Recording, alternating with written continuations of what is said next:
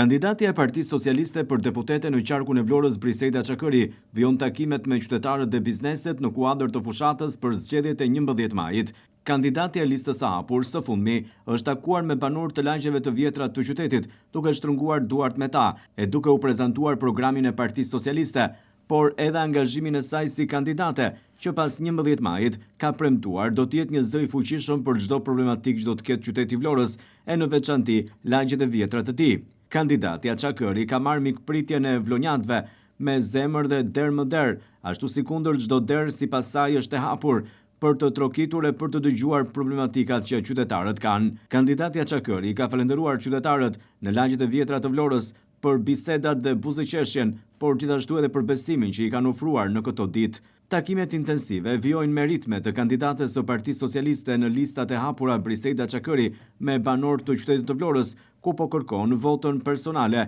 por gjithashtu edhe votën për Partinë Socialiste më 11 maj, me qëllim që Vlora të ecë përpara drejt zhvillimit të qëndrueshëm si një qytet me potencial të rëndësishëm turistik dhe ekonomik.